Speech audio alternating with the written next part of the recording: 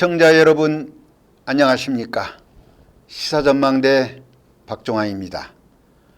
때이른 초여름 날씨가 뜨거운 정치권 뉴스까지 불이 붙어 30도를 오르내리고 있습니다.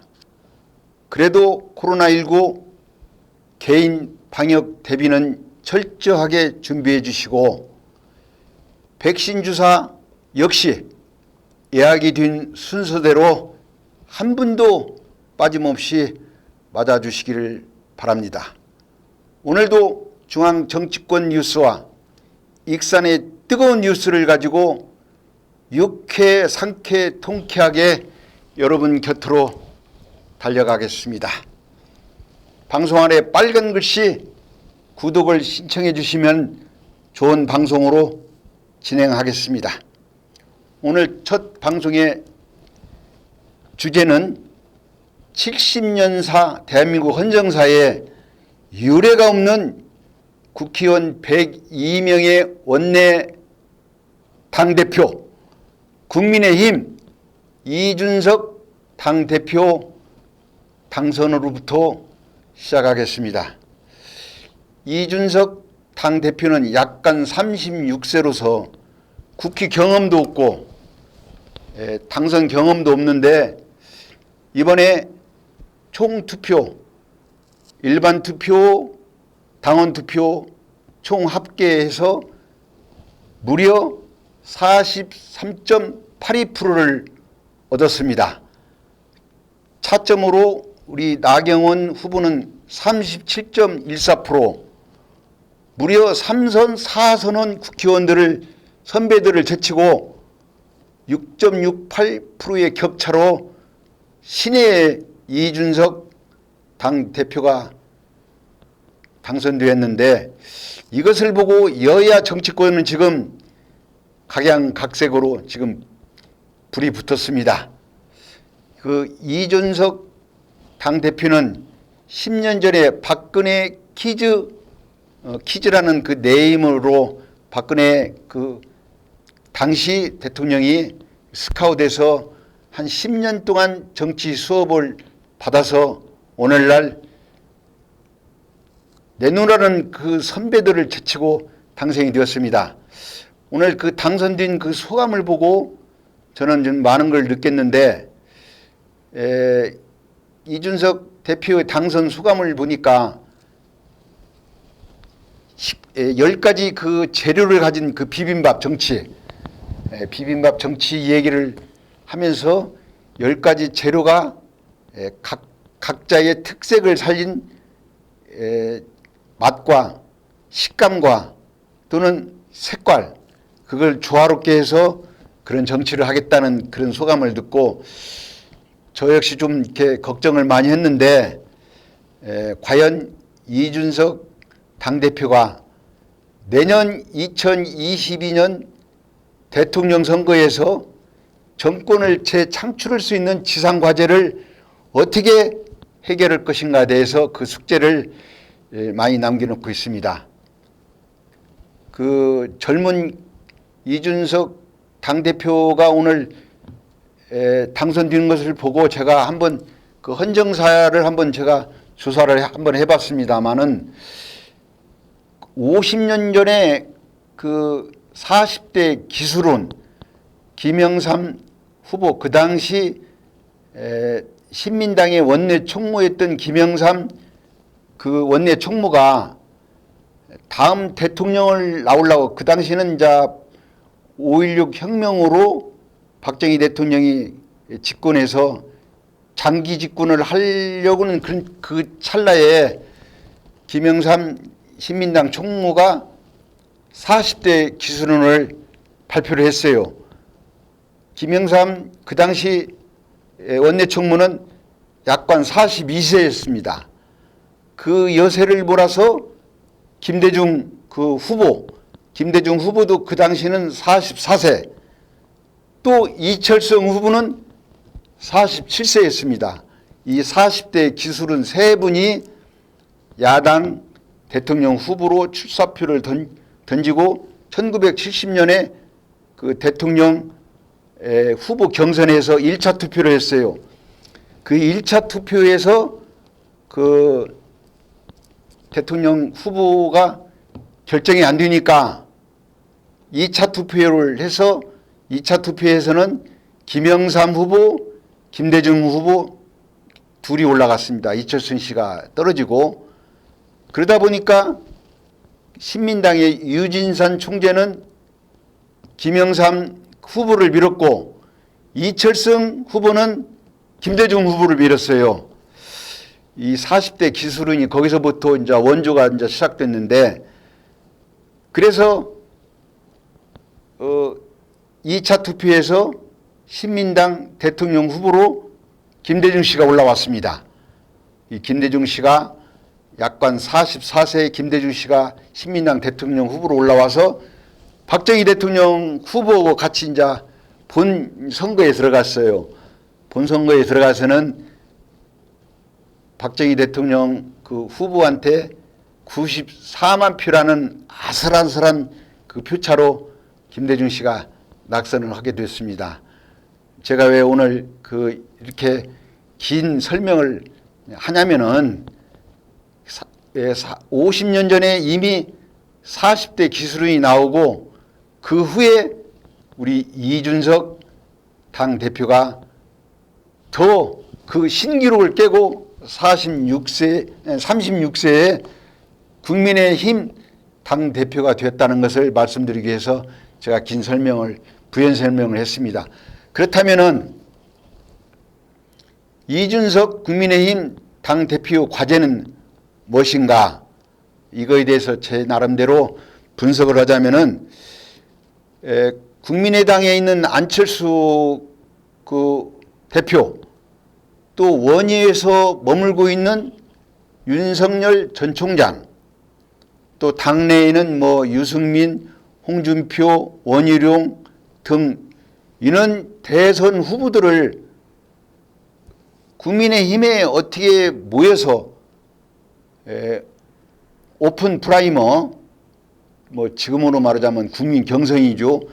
국민 경선을 통해서 내년 2022년 3월 달에 대통령 선거에 정권 재창출을 해야 하는데, 과연 이 국회 경험이 없는 우리 약간 36세 이준석 국민의힘 당대표가 이 대선의 지상과제를 어떻게 풀 것인가, 이거에 대해서는 보수 성향이 있는 많은 분들이 우려와 걱정, 기대를 많이 하고 있습니다.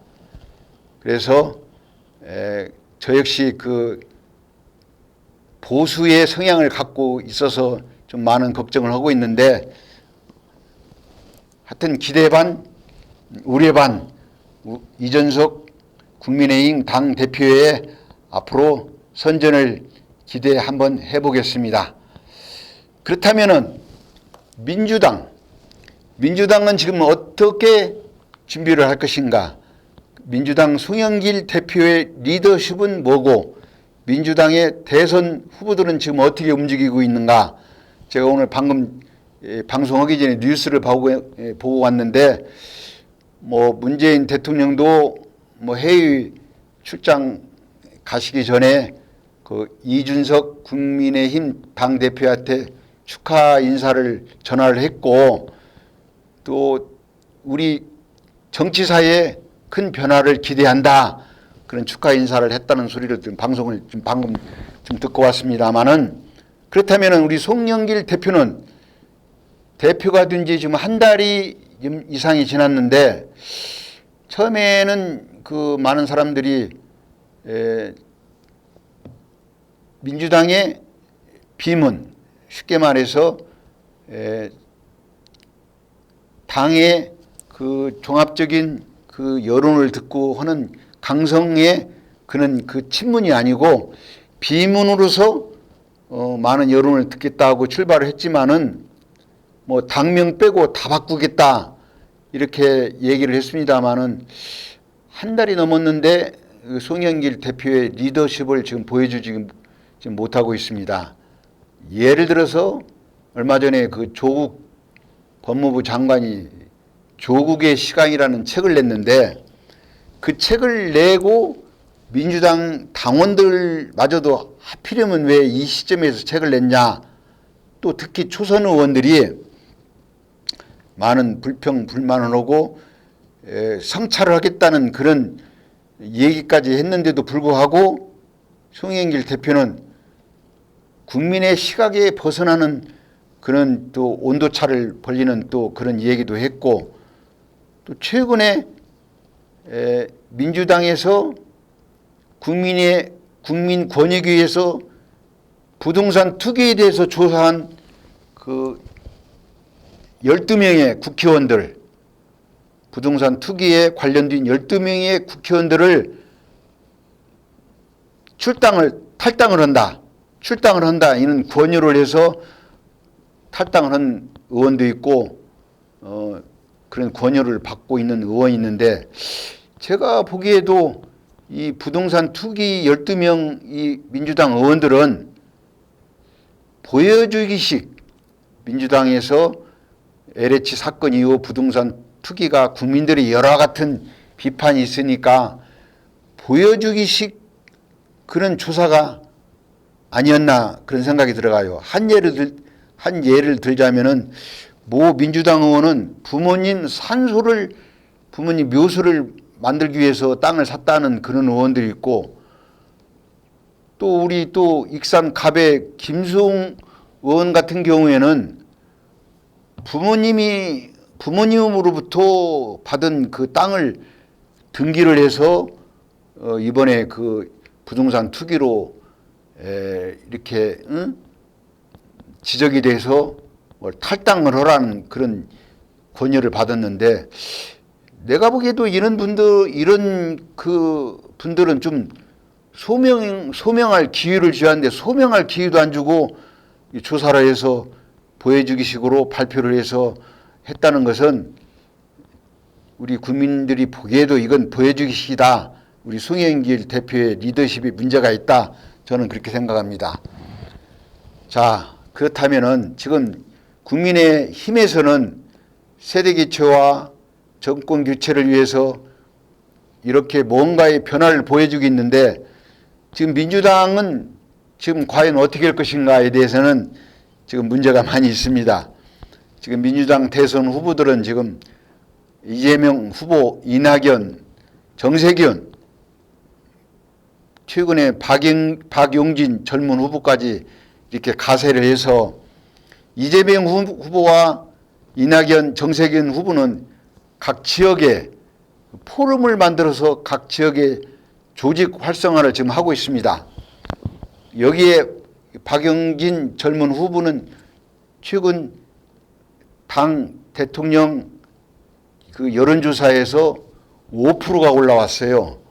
이 5%라는 그 의미는 그 국민들부터 뭔가 민주당의 차세대의 그 후보가 되지 않냐, 이는 그 5%가 올라왔는데, 앞으로 이 박용진 이 젊은 후보를 한번 눈여겨봐야 할 시점에 있지 않나 그런 생각이 들어갑니다. 그렇다면은 지금 일부 민주당 대선 후보들이 그 경선에 좀 연기를 하면 좋겠다는 그런 지금 여론도 나오고 그런 이야기도 나오는데, 과연 그 송영길 대표가 리더십을 발휘해서 민주당의 대선 후보들을 국민들 눈높이에 맞춰서 정권 재창출에 올릴 수 있는가, 그리고 일부 대선 후보들이 주장하는 경선을 연기한다는 그 문제를 어떻게 매듭질 것인가, 이거에 대해서 상당히 관심을 갖고 있습니다. 그 오죽하면은 우리 송영길 대표의 리더십 부재에 대해서 강성 친문들이 대표를 잘못 뽑았다, 이런 얘기까지 나오고 있습니다. 우리 송영길 민주당 대표님께서도 리더십을 발휘해서 야당과 또 여당과 진검승부를 할 수 있는 그런 대통령 후보들을 내세워서 정말 국가를 위해서 우리 대한민국을 위해서 진정한 대통령이 나왔으면 좋겠다는 그런 개인적인 생각도 가지고 있습니다. 끝으로 전북 익산 뉴스로 넘어가겠습니다. 제가 오늘 방송을 하기 전에 전북 익산권 뉴스를 가지고 왔는데 정원율 시장님께서 익산시 수변도시 조성 사업에 대해서 얼마 전에 그 발표를 했어요. 그래서 정원율 시장이 지금 2번 시장을 지금 하고 계시는데, 지금까지 제가 본 정원율 시장의 제일 좋은 이 사업은 수변도시 조성 사업이 아닌가, 이 발표가 아닌가, 저는 그렇게 생각을 합니다. 지난 5월 31일 날 익산시청 회의실에서 만경강 수변도시 기본 구상 중간 보고가 있었어요. 그때 과연 정원율 시장이 내놓은 수변도시 그 조성 사업은 어떤 결과가 있었나, 경제적 타당성 분석 결과를 보니까 비시 분석이라는 것은 경제 타당성 조사입니다. 이것이 1% 이상이 나와야 합니다. 근데 이번에 수변도시 경제 타당성 분석 결과가 비시가 1% 이상이 나왔어요. 주거 단지의 입주적 의향도 한번 조사를 해봤더니 54.7%가 나오고, 또 타 지역의 입주 의향도 조사를 해보니까 70% 이상이 나왔어요. 70% 이상이. 그걸 종합적으로 인구 유입을 조사를 해보니까 9만 3천 명 이상의 인구 영입 유입 효과가 나왔어. 이렇다면은 우리 익산시가 지금 인구가 지금 자꾸 빠지는데, 이런 추세라면은, 이런 용역 결과라면은 이 수변도시는 익산시에서 제대로 된 사업이 아닌가, 저는 이렇게 생각합니다. 그 수변도시 구체적인 안을 보니까 만경강 그 남부 지역에 대규모 택지를 개발하고 친환경으로 주거 단지를 만든다는 그런 보관도 있더라고요, 보니까. 그렇다면은 만경강 남부 지역은 위치적으로 전북의 중심입니다. 익산시, 전주시, 김제시, 혁신도시, 또 그리고 새만금 배후도시까지 포함해서 군산까지 포함한다면은 140~50만 원 그 인구가 인접한 만경강 남부 지역이 되겠어요. 접근성, 교통 인프라도 좋고, 접근성도 좋고, 또 수도권에서 교통망, 수도권에서 1시간대에 올 수 있는 지역이 우리 익산시 아닙니까? 그렇다면은 익산의 수변도시, 만경강 수변도시 이 정책은 아주 좋은 정책이라고 저는 생각을 합니다. 익산이 다시 비전을 갖고 비상할 수 있는 이 익산 수변도시 이 조성 사업은 앞으로 성공했으면 좋겠다는 생각이 들어가요. 그 향후의 용역 결과를 이렇게 다시 한번 보면은 그 지역 여건, 또 토지 확보, 교통 인프라 접근성, 개발 제약의 여건, 분석 등을 최종적으로 분석을 해서 그 후보지를 확정한다고 익산시에서 이렇게 발표를 하고 있습니다. 그 한 2년 전에 그 제가 아는 그 완주의 그 물고기 마을의 그 유병덕 박사라고 있습니다.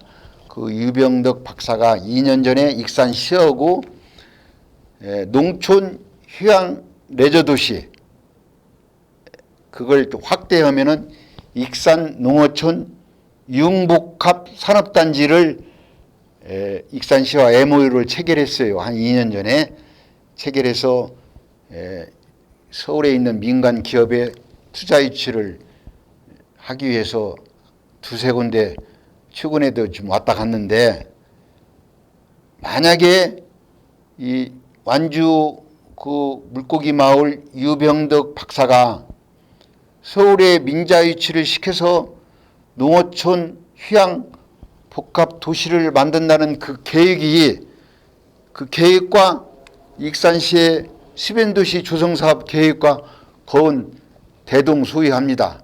제가 익산시 수변도시 조성사업 그 계획서를 보고 또 유병덕 박사가 추진하고 있는 농어촌 휴양 도시 농어촌 융복합 산업단지 그 사업 계획서를 보니까 그 수변도시 익산시 수변도시 그 계획안과 90% 이상 그 똑같습니다. 그렇다면은 익산시에서 자체적으로 예산이 없는 익산시에서 자체적으로 이 문제를 혼자 하려고 하지 말고 시 혼자 하려고 하지 말고 내일이라도 그 완주에 있는 유병덕 박사가 추진하고 있는 농어촌 휴양 레저 도시 그 사업성과 서울의 민자유치를 투자시키려는 그분들과 같이 자주 만나서 민자유치도 들어오고 익산시도 같이 협력하여 수변도시를 성공했으면 좋겠다는 그런 개인적인 생각도 들어갑니다. 그래서 정은유 시장님께서는 수변도시를 성공하기 위해서는 민자유치가 들어야 하는데 지금 민자유치를 활발하게 진행하고 있는 그런 기업들과 자주 이렇게 만나서 이 수변도시 성공하기를 바라겠습니다. 시청자 여러분 어떻게 보셨습니까? 세계 각국 정치가 변화를 바라고 있습니다. 미국 바이든 정부 출범과 함께 중국 시진핑 정부가 총성 없는 경쟁을 벌이는 이 시점에서 우리 국가 지도자들도 글로벌 마인드를 갖고 변화를 해야겠습니다. 거울도 내가 웃어야 거울도 웃습니다. 내가 변하지 않으면 상대방도 변하지 않습니다. 우리 국가 지도자들의 21세기 글로벌 마인드로 다음 대통령은 경제를 살리는 좋은 대통령이 탄생했으면 좋겠다는 생각이 들어갑니다. 시청자 여러분, 이번 주는 여기서 작별의 인사를 구합니다. 시청자 여러분, 다음 주에 만나요. See you again. 감사합니다.